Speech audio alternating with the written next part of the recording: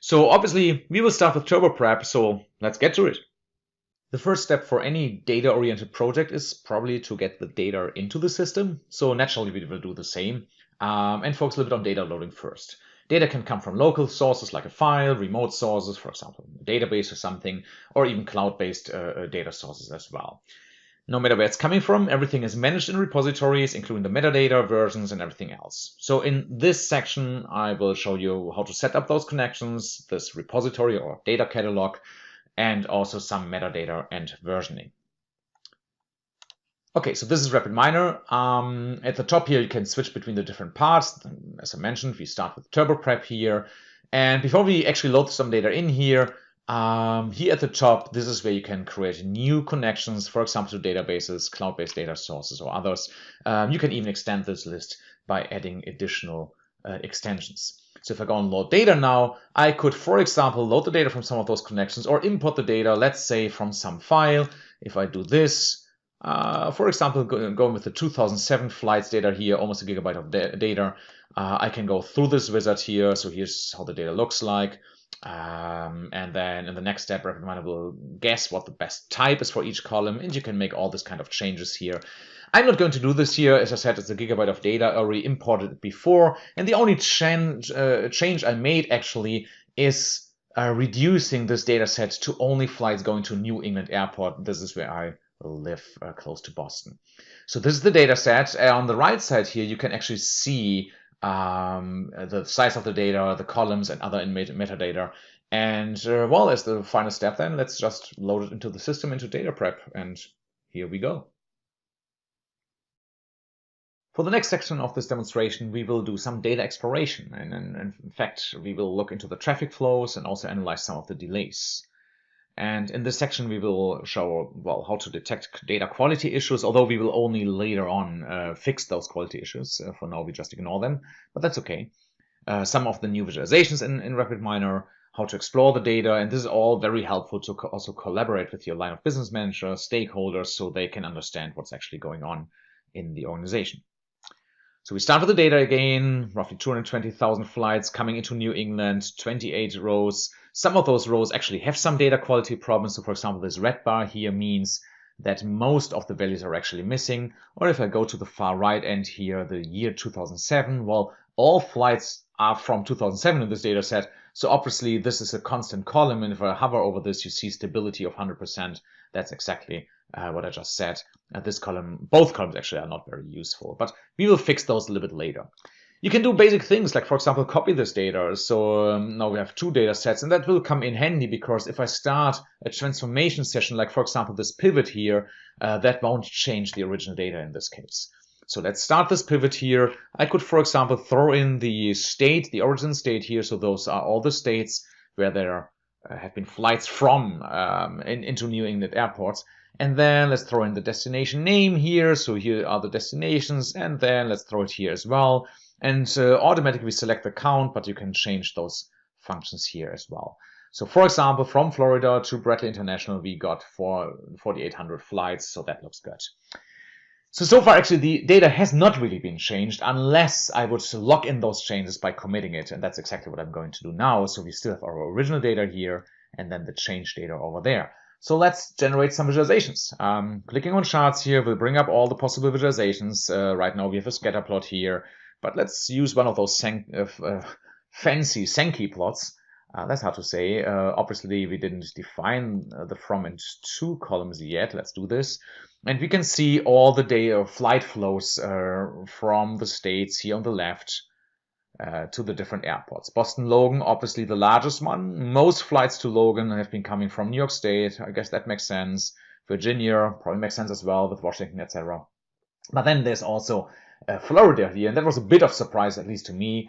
And if I have a look into what other airports are, well, served by Florida flights, so we have those three here at the top. So you can explore this kind of things easily here.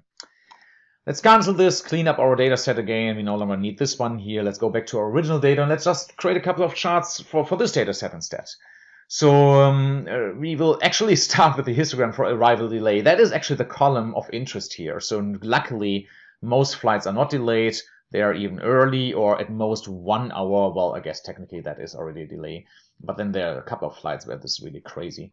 So let's create a bar chart here. And well, this is not very helpful, but we could, for example, also aggregate the data. Let's, for example, calculate the average flight delays, which is roughly 11 minutes, okay? And then, for example, plot for the day of the week. And you can see that Fridays, which is number 6, so the week in the United States starts with Sunday. So Friday is number 6, and we have lower flight delays. So why is that? Well, one reason could be because there's also less flights in total on Fridays. And that gives me an idea. So maybe later on we can actually generate another feature, another column for our data set with the total number of flights for each of the days. We can do the same. Let's go back to average here for, let's say, the month. And if we do this, we can see that the summer month have higher delays. That's typical vacation time, but then the winter is harder here in the Northeast as well. So maybe weather has some impact. Again, let's remember that, and we can add additional weather information to the flights later on as well. Last but not least, let's actually have a look at the destination name here. And here we can see highest delays are for Nantucket. That's a tiny, tiny airport though. And you can see this easily if you change over to count. There's only 280 flights in total, while to Boston there's 123,000. We also saw that before. So maybe let's focus the rest of the analysis on Boston local. So now let's do some of the data preparation we came up with before. So for example, adding the total number of flights per day to each of the flights. And well, we call this augmented data preparation. And you see why? Because we sometimes can suggest you matching columns or matching data sets, and to help you really getting your data prepared in the right way, also in a more efficient way. So we'll cover pivots, transformations like filtering, joins and mashups, and this is all for doing manual feature engineering. There's also automatic feature engineering and also augmented feature engineering. We will cover this later in this demonstration, but this is how you could do this in a more manual way. Okay, so here's our data set again. Since I'm going to join it with itself, so to say, the first thing I want to do is create a copy again, because I'm going to do a pivot here, similar to what we have seen before when we explore the data. So let's get started with a pivot. And what we're going to do this time is we want to have the total number of flights for each day. So let's put in the days here and also the month. And if I do this, I get all the combinations. That's all the days of a year, obviously 365. Now, finally, we also throw in the destination, and that is the airport code. So BOS would, for example, be short for Boston. And that's what we want to focus on. Let's throw in this destination here as well. And we see now that there on January 1st, there has been 86 flights to BDL, whatever airport that now is. And since we don't care, let's filter this down to Boston. Let's add this filter here. Now we're back to 365 rows for all the days to Boston and the number of flights into Boston that day. Yep, I like that result. Let's log this in. Let's commit this. But now thinking about this, I don't like it that much, because I actually would like to make a couple of more changes. First thing is I would like to rename this data set here to something like total flights. I often like to do this. It's easier for me than to remember what the different data sets are about. But you will always see what the original data source was, and you see the changes to the data. Not many so far, but you get the full data lineage, so you can always see what happened to your data set. So what else would I like to change? First thing is this column now is stable. It's a constant column. Everything is Boston. So let's hit the delete key. Let's remove this column. And while we're in this session here, let's also rename this one here. I don't like that count name too much. So let's call this total flights. Okay, so that's looking good. Let's commit this change here. And I think we're now ready to merge this total flights information together with our original data. But before we do that, let's also filter down just to Boston here. So again, we start a transformation session, pick this column, and we can just filter it here like this. So let's go with Boston first. And while we are here, let's also make this a little bit more realistic, because right now this is for all the different carriers, and that doesn't make even a lot of sense. We can even see the details here, like US Airways and so on. Well, I don't want to endorse them now or anything, but let's say I often go with JetBlue. So let's go with JetBlue Airways here, because realistically, I will focus on a single airport if I build a model. But also I'm doing this only for my own flights. Why would I care about the flights from other airlines? So let's care about our own flights. Let's just assume I'm somebody working for JetBlue for the sake of this demonstration. All right, so that looks good. Now we have Boston here, JetBlue, all is perfect. Let's now merge it with our total data. And this is where the augmented data prep is coming in. So right out of the bat here, we are suggesting to you that this other data set is a perfect match. I mean, that's not too impressive, but just imagine if there would be like a dozen other data sets, you would get the recommendation for the best matching data set right here. And that the same is true also for the columns here. So for example, if I go with day of month here, the other data set's day of month will be here at the top. And again, it's only 3. It even has the same name, but this could be dozens of columns, and that really helps you to make the perfect matches in a fast way. Same is true for month here. So that all looks good. Let's update the preview. Just as a reminder, what's this join doing? So we have the 2 join keys here. Those are the those 2 keys make sure that we are only joining the total number of flights for each of the days. Then we have all the original information here in blue. And then at the end, we have this new green column here, which is the total number of flights. If I scroll down a little bit, you see how this changes depending also here on the date. Okay, I like the result. Let's commit it. Let's log it in. And that brings me now to the second idea, which is about the weather information. So let's get this in. We no longer need this one here, so let's remove it. But let's load another data set. And well, this is another data set I have imported already earlier into one of those repositories. You remember, this is about the weather information for all the US airports for all the days of the year. See the name of the columns here, so that looks about right. Let's load in this data set and let's have a look. Yeah, looks all good. So for example, the visibility or min or max temperature or dew point, whatever that now is. I like this column here, and we will use this later on. It's kind of like weather events, like was it foggy and rain or normal weather or snow or something like that. You can see the least frequent one would be fog, rain, snow, hail. That only happened once. That's probably good. So anyway, so all this kind of information we have in this data set. So now we would like to do the same thing again, like figure out what was the weather in Boston at a particular day and join those 2 data sets together. The problem though is this is a proper date column, as you can see here, while here we remember we had the day of month and the month. So we need to transform one of those 2, either the 2 ones into one single date column or the other way around. I think it's easier to actually get started with the date. So let's start a transformation session here. Let's first turn this into a second column. Let's call this, copy this column. So we have this month column here, and while we're on this, just for consistency, we call this W day. But the type didn't change, but now we can just change the type. So we can, for example, change it to a number by extracting the month relative to the year. Done. And we do the same thing again for the day relative to the month. Done. That looks good. So let's commit this transformation. Let's go back to our original data, and now we can merge it. So again, this weather data is a pretty perfect match at this point. I can do a join again, but this time I need 3 keys. First key is I would like to use the destination here, and I will match this matching airport code. So why is this only 0%? Because remember, the weather data has the information for all the airports, so that is the reason why it doesn't look like a perfect match. But still, it is a pretty good match. That's why it's at top. It's just not, as impressive as the other matches. So for day of month, same story before. So even with a different name here, we get the matching columns here at the top. I really like this. It just makes life so much easier. Let's update our preview. Yep, those are our 3 join keys. Then again in blue, we have all our flight information. But now in green, we have all the weather information for each of the days in Boston. So that looks all good. Let's do 2 more things, actually 1 more thing before we turn our attention to data cleansing and then modeling. The last thing, I don't really care about the exact number of minutes in delays here. I would like to generate a new column, and that's also what we call our target column, delay class. And you can use all kinds of functions here, but for generating new columns, so like text transformations or mathematical functions here. So everything is in here. One of the functions is if. You can always see an example here. You can just drag those functions in here and build a formula with drag and drop. You can also just type. So for example, if the delay is larger than 15, let's call this a delayed flight. Otherwise, we call this on time. And that looks good. No error messages. And as we can see, yep, smaller than 15 on time, larger than 15 delayed. Perfect. Like that, let's commit this. So this is the column we are going to predict.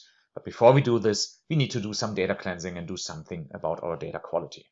So in this next section, we will talk about augmented data preparation. And there's even more augmentation in this section here than what you have seen before so far. So think about this. We can now go through our data set and clean everything column by column. But what is really very powerful is we actually offer a completely automated way of cleaning up your data sets. So let's have another look into the data quality measurements, the profiling of your data. Let's see this automated data cleansing. It can do all kinds of things, normalizations, PCAs, whatever, handling problematic values, missing values, and so on. So let's have a look. So here's the data set. We still have those data quality issues here, like the missing values, or this one here is now also completely stable. Yeah, as you can see, there's a couple of like gray and reddish columns here. So again, I could now go through this here, delete those columns. I could go into this cleansing mode here and do the same thing. So for example, replace the missing values for this one here. There's other functionalities like removing duplicates and others. But why would I? I mean, the easiest way is what we call auto cleansing, especially if you prepare the data for machine learning, for predictive machine learning model like supervised learning. You can even specify here what is the class you would like to predict, and this information is then taken into account. You don't need to do this, obviously, if you want to do clustering or outlier detection or other forms of machine learning. And then you just go through this wizard here and you see like this column will be removed because it's very stable. This one here because it's very has many missings. And it fixes all the different problems here. You can see here that you even can change the data type. So for example, everything should be numerical or categorical afterwards.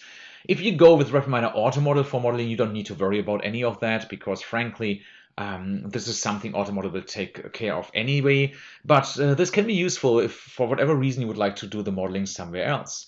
So I can just leave it where it is. Same is true for normalization. I even say it here. If you're not really sure what you want to do, just leave the default settings here. You will get a summary of the changes. Apply auto cleansing, and like we have seen before, everything is nice and good, so all the problems are gone. Nothing is red here, nothing too gray. A little bit of gray is totally fine, but nothing has changed so far until I commit this change here, and now we are ready for modeling. But wait, there is one more thing. It's great that we can use this interactive data-centric way of Turbo Prep to prepare our data. And we did a lot of things. We cleaned the data, we meshed it up, we filtered the data, and that's fantastic. But how can you see what exactly did you do? How can you use all the changes and apply them, for example, on a new data set? How can you automate something like that? How can somebody else understand what was going on? And this is really what this next section is about. How can you turn all those interactive changes into a visual workflow which is repeatable and can be used to build trust and is sometimes even necessary for complying with legal or regulatory issues. So this section will show you how to create those workflows and how to repeat them or reapply them on new data sets. I will explain briefly this visual composition framework we call RapidMiner Studio Designer. And then I also point out what we call wisdom of crowds, which is another form of augmented analytics. Okay, so here's the data set again. I briefly showed the history before, so this is obviously one way of seeing what happened to your data, but there's something even more powerful, and that's this Create Process button. So if you do this, RapidMiner generates a fully annotated workflow instead of actually moving things around here. I already did this before. So this is the same workflow here, but just like cleaned up a little bit. So it's fully annotated. This explains every single step. So for example, this step here was the one where we renamed this PST date column to the day. And if I want to change this, I could just change the name here. I can follow along. I can see exactly what happened to my data. And I can do other changes. For example, I added this additional operator here, which stores the result under the name 2008 here. And that's the only other change here in the beginning. I also changed the year from 2007 to 2008, which is another data set I had available. And now I can reapply this whole process. You can see it's running right now. I can reapply it on this new data set, and that generates me all the results for the year 2008. I can even put this here into the cloud or on the server, schedule the whole process so it's re-executed once every night. And that's important for trust building, repeatability. It's important for understanding exactly what's going on, but you can also tweak this process like we have seen. Very useful. Lastly, we even put this form or this idea of augmented analytics even into the workflow building and design. So whenever you see something green like here, this is what we call the wisdom of crowds. So those are other operations you may want to consider based on other users' behavior, and you could just drag them in. And the same is also true for the parameters. So for example, this join here, whenever you see something green like this, you can see what are the most frequently used parameter values. Same here. Most people go with a subset. I was going with the regular expression here, but subset is pretty popular as well. And that's extremely helpful, especially for machine learning models, to see what are the most frequently changed parameters and what other values most users are changing those parameters to.